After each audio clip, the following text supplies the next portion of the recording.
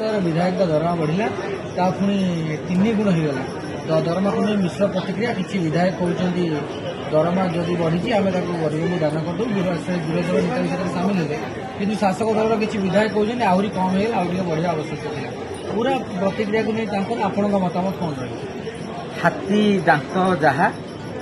नेता तुंड से हाथीर देखा दांत खाइबा दांत जमती भिन्न नेता कहती गोटे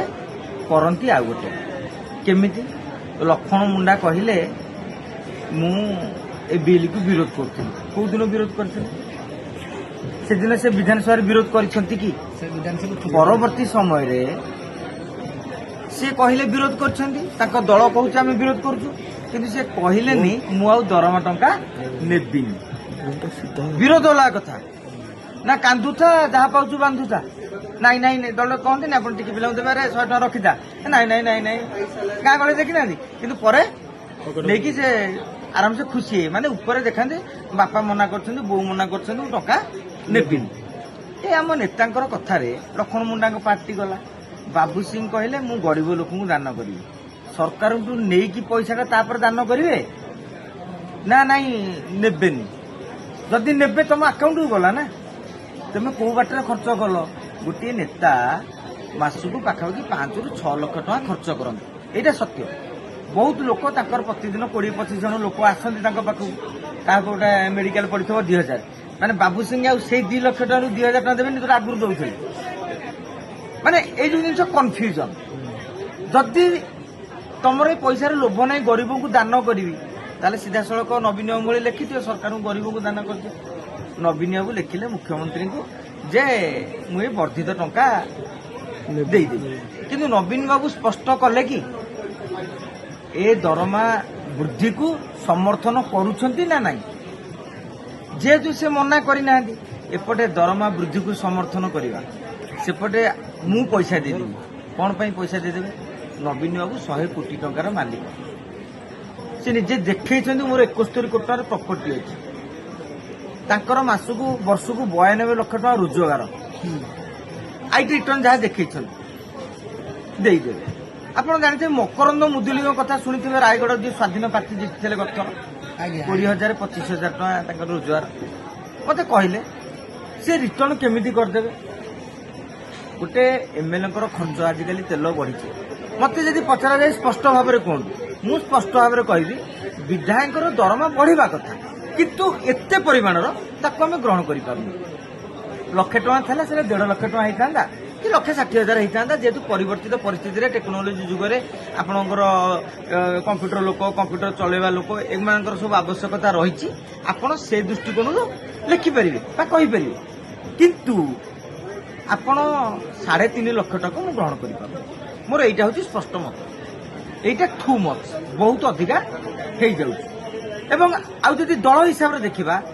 कौन सी एमएलए मुहर मन दुख अच्छी कौ एमएलए से दिन न हसीदे जो मैंने विधानसभा जाते लबी रे हसी हसी कहले एमएलए माने बीजेडी एमएलए माने जहा तेमे मारिदेल चांस माने क्या मोहन माझी सरकार चांस मारिदेले आम अमल आम फाइनाल करूँ नवीन बाबू तो करिए बोली कर जहा तेमे करदेल पकेट रे 3.5 लाख टंका खुशी रे पुरे देला परे श्मशान रे वैराग्य जात हुई आज्ञा प्रस्तुतिर आमर जो ओडिया ढग अच्छी श्मशान रे वैराग्य प्रस्तुतिर प्रतिश्रुति जिते प्रस्तुति जंत्रणा छटपट हो से 150 खंडे दिह को जाचंगा करते पुअर 16 पाला पलैब कि आप देखिए जाचंगा पूर्ण हो ठीक से भाव में श्मशान को तुम जीव से बसिक जो अधघंटा 2 घंटा बसब ए जीवन में कौन अच्छी काली आम सागर खेलुला ए टंका पैसार माने कौन ए कलिर माने कौन आप से भाविक आसवे तापर घंटा पर वैराग्य पलैब ये जिनटा आज्ञा संपूर्ण भाव में से गोटे कम करशावासी चाहते तो दरमा एमएलए न बढ़ू सोशल मीडिया लिखुंट अनेक लोक कहते राज्यपाल एजाके बिल को स्वीकृति देना जदि राज्यपाल बिल को स्वीकृति देना से आईन में परिणत होनी आईन परिणत नहला पर्यटन एमएलए दरमा बढ़ी ना आम जदिव गणमाध्यम लिखिदे एमएलए दरमा बढ़ी बढ़ी ना कहीं राज्यपाल स्वीकृति देना जदि ओडिशावासी चाहूँगी आम राज्यपाल को आयोजन माने आह्वान करवा हे महामहिम राजभवन को आपण लोक भवन करदेले ଲୋକ ଚାହୁଁଛନ୍ତି ଏମଏଲଏଙ୍କର ଦରମା ନ ବଢୁ। ଆପଣ ସେ ବିଲ୍ଟିକୁ ଚାହିଁଲେ ପୁଣି ବିଧାନସଭାକୁ ଫେରେଇ ଦେବେ ଯେ ଏତେ ନୁହଁ ଆଉ ଟିକେ କମେଇ ଦିଅନ୍ତୁ। ମୁଁ ଭାବୁଛି ଏ ଦିଗରେ ଗୋଟେ ନ୍ୟାରେଟିଭଟା ଯାଉ, ରାଜ୍ୟପାଳଙ୍କ କାନରେ ପଡୁ ଯେ ଓଡ଼ିଶାବାସୀ ଚାହୁଁଛନ୍ତି ବିଧାୟକ ମାନଙ୍କର ଦରମା ନ ବଢୁ। ତେଣୁ ରାଜ୍ୟପାଳଙ୍କ ବଲକୁ ଆଉ ଯୋଉ ମାନେ କୋର୍ଟକୁ ବଲ ଯାଉ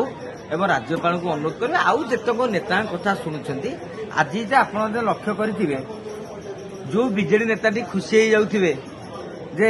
ନବୀନ ବାବୁ କେମିତି ଆଦର୍ଶର କାମ କଲେ, ତାଙ୍କୁ ଖାଲି ପଚାରି ଆପଣ ତାଙ୍କର ଅନୁସରଣ କେବେ କରିବେ, ତାପରେ କହେ ଏ ପ୍ରଶ୍ନ ପଚାରିବେନି, ବାଇଟି ଦେବେନି। ଆପଣ ଆଜି ଦିନ ଆଗ ବୁଲିଥିବେ କେତେ ଜଣ ବିଜେଡି ବିଧାୟକ ବାଇଟି ଦେଇଛନ୍ତି, ଦେବେନି। କାହିଁକି ନା ସେମାନେ ଏଇ କଥା ପରୋକ୍ଷରେ ଦର୍ଶାଇଛନ୍ତି ଆମ ନେତା ଯିଏ ଆମକୁ କହିଲେ ଏପଟେ ଦରମା ବଢାଇବା ପାଇଁ ଦାବି ଉପସ୍ଥାପନ କର। 2024 ମସିହା ଡିସେମ୍ବର 3 ତାରିଖରେ ବିଧାନସଭାରେ ପ୍ରମିଳା ମଲ୍ଲିକ କହିଲେ ଶୂନ୍ୟକାଳରେ ପ୍ରସଙ୍ଗ ଉଠେଇ ଯେ ପୂର୍ବ ସରକାର ଅମଳରେ ଦରମା ବୃଦ୍ଧି ପାଇଁ ଗୋଟିଏ କମିଟି ପ୍ରସ୍ତାବ ଦେଇଥିଲା, ସୁପାରିଶ ସରିଯାଇଛି, ଆପଣ ତାକୁ କାର୍ଯ୍ୟକାରୀ କରନ୍ତୁ। ତାକୁ ସମର୍ଥନ କଲେ କିଏ? ଉପମୁଖ୍ୟ ସଚେତକ ବିରୋଧୀ ଦଳର ପ୍ରତାପ ଦେବ, ସନାତନ ବିଜୁଳି, ତାରା ବାହିନୀପତି, ରାମଚନ୍ଦ୍ର କାଡାମ, ଏମିତି ଖୋଜିଲେ ବହୁତ ଲୋକଙ୍କ ନାଁ ବାହାରିବ ଏବଂ ଭାସ୍କର ମଢେଇଙ୍କ ନାଁରେ ଗୋଟେ ଅଧ୍ୟକ୍ଷତାରେ କମିଟି ଗଠନ ହେଲା। ନବୀନ ବାବୁ କହିଦେବେନି ଯେ ଆମେ ଚାହୁଁନଥିଲୁ, କିଛି ବହକାଲିଆ ତାଙ୍କର କହୁନାହାନ୍ତି ଯେ ନବୀନ ବାବୁ 1,11,000 ଟଙ୍କା ଦଉଥିଲେ, ମୋହନ ବାବୁ 3.5 ଲକ୍ଷ ଟଙ୍କା ଦେଲେ। ନବୀନ ବାବୁଙ୍କ ଅମଳରେ ବାଚସ୍ପତି ଯେତେବେଳେ ବିକ୍ରମ କେଶରୀ ଆରୁଖ ଥିଲେ ସେତେବେଳେ ଅମର ପ୍ରସାଦ ଶତପଥୀଙ୍କ ଅଧ୍ୟକ୍ଷତାରେ ଗୋଟିଏ କମିଟି ଗଠନ ହେଇଥିଲା। ସେ କମିଟି ବିଭିନ୍ନ ରାଜ୍ୟକୁ ଗସ୍ତ କରିକି ଗୋଟେ ଚୂଡାନ୍ତ ରିପୋର୍ଟ ଦେଇଥିଲା, ବୋଧହୁଏ 2 ଲକ୍ଷରୁ 2.5 ଲକ୍ଷ ଟଙ୍କା ଭିତରେ। ପରବର୍ତ୍ତୀ ସମୟରେ ସୁରମାପାଢୀ ବାଚସ୍ପତି ଥିବାବେଳେ ଭାସ୍କର ମଢେଇଙ୍କ ଅଧ୍ୟକ୍ଷତାରେ ଗୋଟେ କମିଟି ଗଠନ କରାଗଲା। ଏ କମିଟି ଯେତେବେଳେ 3.5 ଲକ୍ଷ ଟଙ୍କାର ପ୍ରସ୍ତାବ ଦେଲା, ଏ ପ୍ରସ୍ତାବ ସମ୍ପର୍କରେ ନବୀନ ବାବୁ ଜାଣିଥିଲେ କି ନାହିଁ,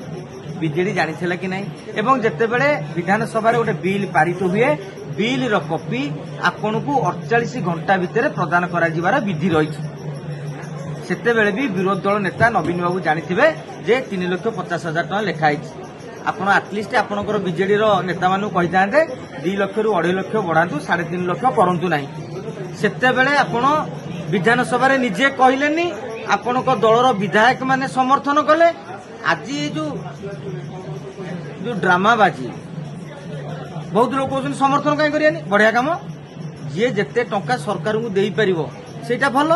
ନବୀନ ବାବୁ ଦେଇପାରିଲେ 24 ଲକ୍ଷ ଟଙ୍କା ବର୍ଷକୁ, ଆଉ 36 ଲକ୍ଷ ଟଙ୍କା ପାଇବେ, ଏମିତି ଦେଇକି ବର୍ତ୍ତମାନ 50-60 ଲକ୍ଷ ଟଙ୍କା ସିଏ ଦେବେ, ଭଲ। କିନ୍ତୁ